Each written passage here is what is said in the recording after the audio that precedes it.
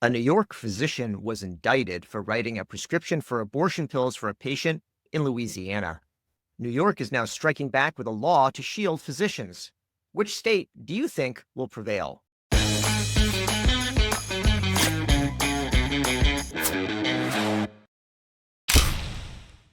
Welcome to CareTalk, America's home for incisive debate about healthcare, business, and policy. I'm David Williams, president of Health Business Group. And I'm John Driscoll, the chairman of the Yukon Health System. John, listen, I understand Louisiana is a nice place, New York's a nice place. Why did Louisiana indict a doctor from New York, though? Well, this is the next step in a long-term strategy to deny women access to reproductive health choices. And with the majority of pregnancies being terminated through medicine-induced, using pills like mifepristone, which got a lot of attention, if you recall, by the Republicans and the Democrats supporting access to drugs that would allow you to terminate a pregnancy, and the Republicans challenging whether you could mail those drugs.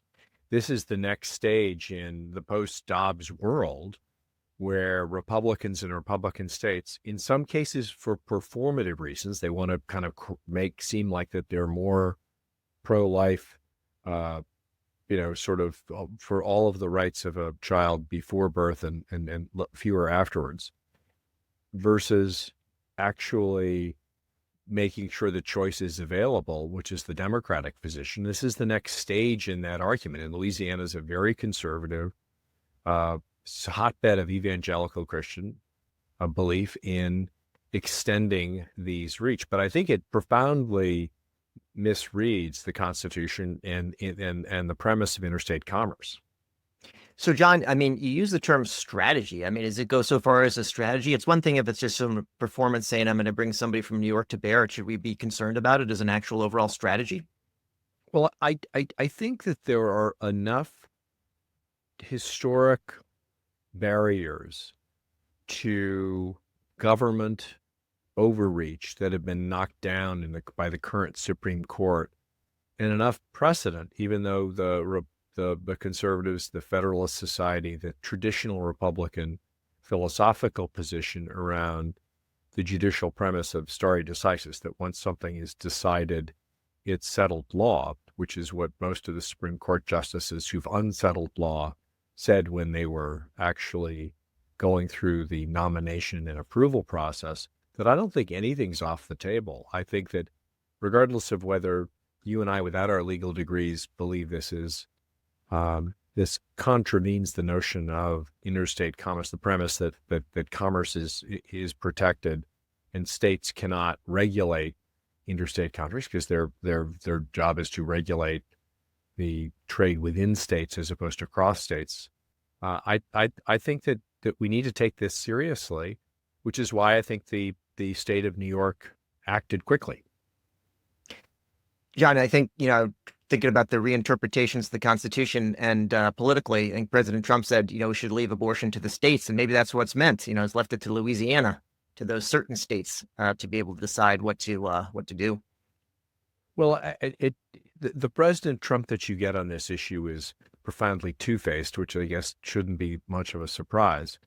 With conservative audiences, he is very clear about overturning Roe v. Wade and talks about, in more or less competent English, whether he terminated women's access to reproductive choices. But when he's in front of a general audience, or one that tilts more towards the majority position that women should have choices, he'll talk about leaving it to the states.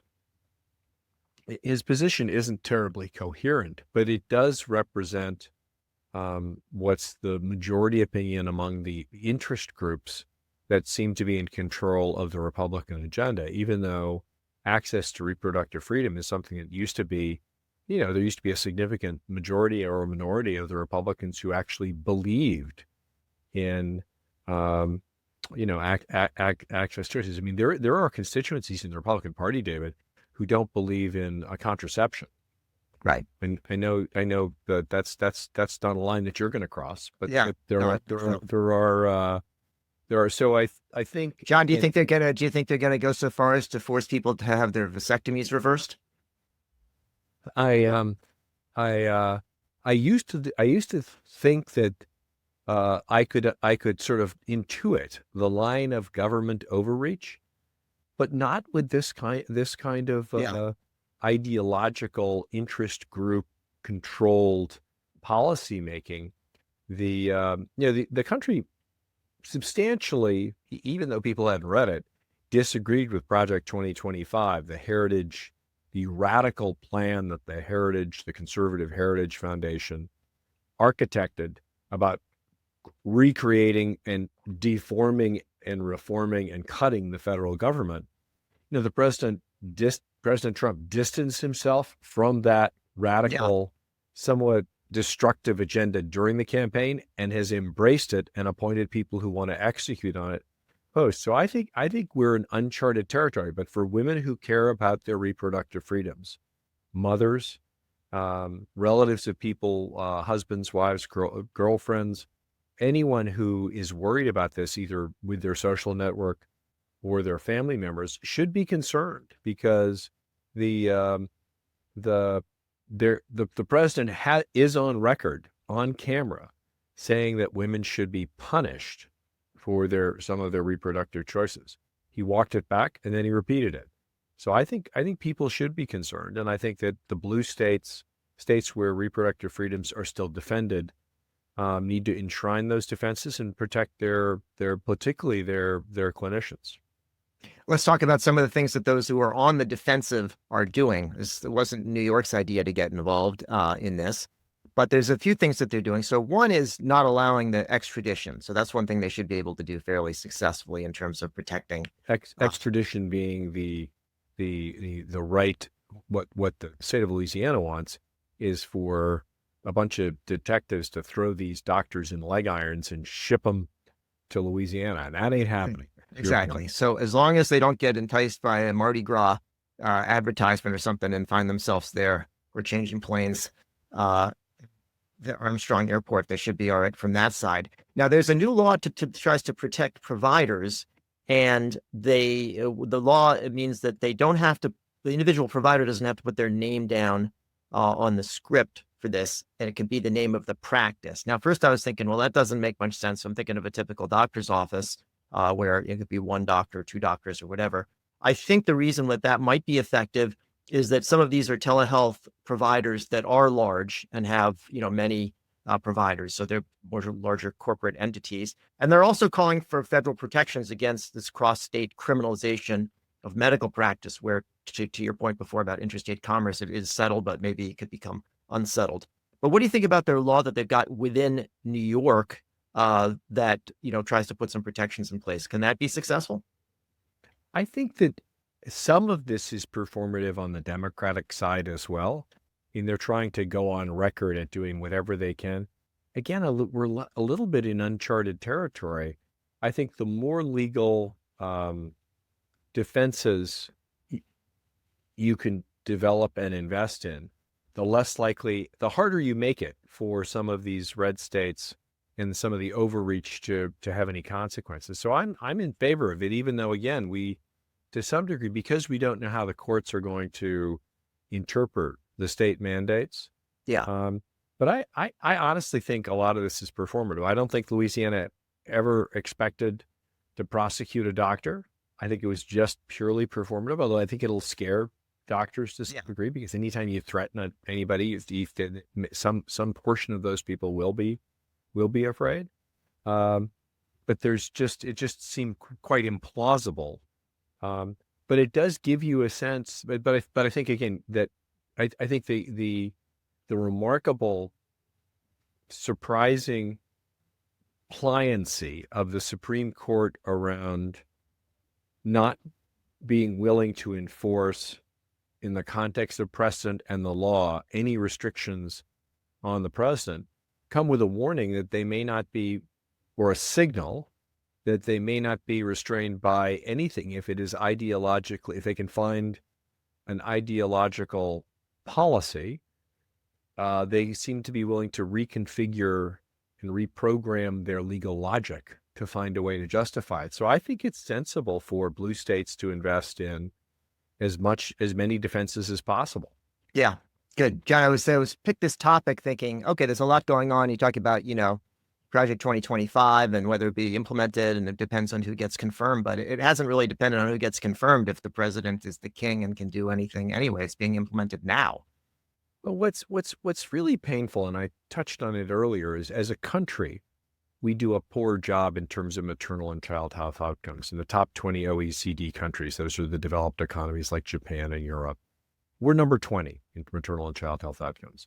For the last generation, we know we've done a lousy job at taking care of moms and babies who are poor. Half of all babies in the United States are born on Medicaid. That, by definition, that's the health care for the poor. And yet now we're sort of in decline across upper middle class and middle class people. So if you really cared about life, you would protect the life of the mother and children post-birth, and at least focus resources, attention, and priorities. And we haven't heard a peep, not a peep, David, about moms and kids. And Yeah. I don't think there's any more vulnerable population. And it's remarkable to me that their interest in life stops at birth.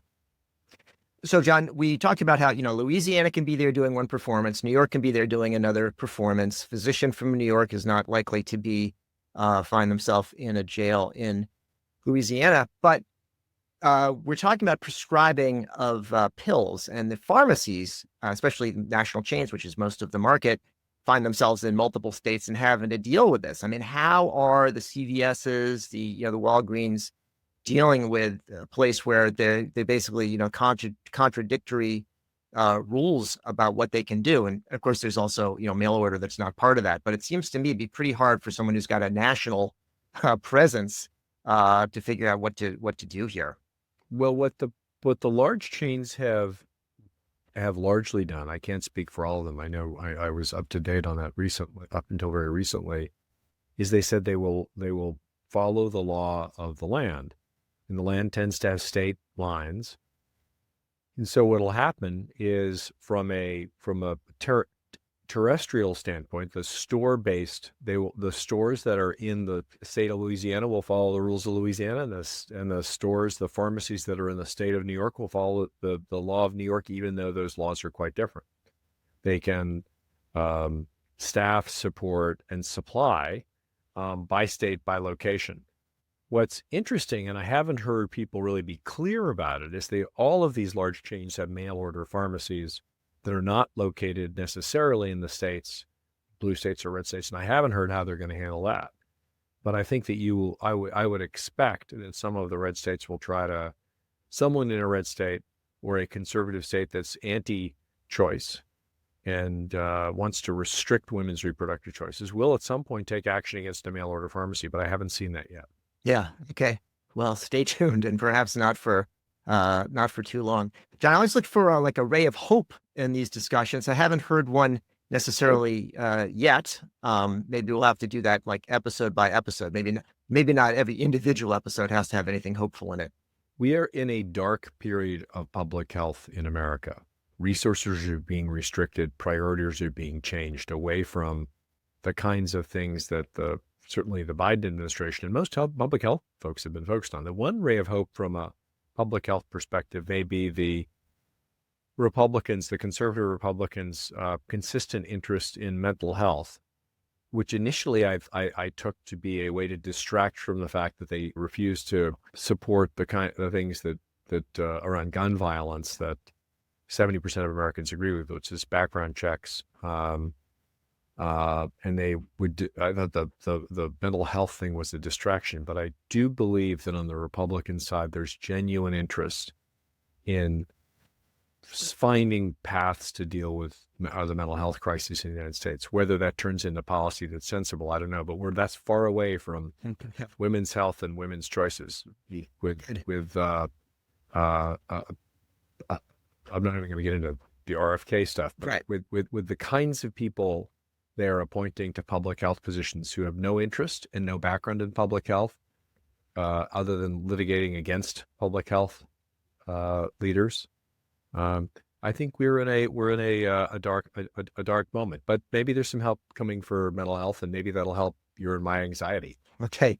Well, let's not sugarcoat it, John. I think we've done a good job of avoiding that.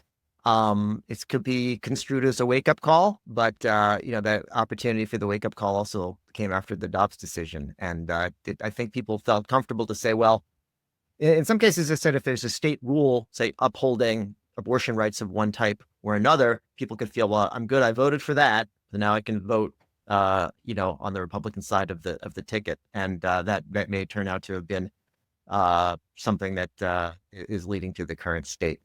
Well, that's it for yet another episode of CareTalk. We've been speaking today about Louisiana's attempt to restrict and imprison a physician from New York for prescribing an abortion pill. I'm David Williams, president of Health Business Group. And I'm John Driscoll, the chairman of the Yukon Health System. If you liked what you heard or you didn't, we'd love you to subscribe on your favorite service.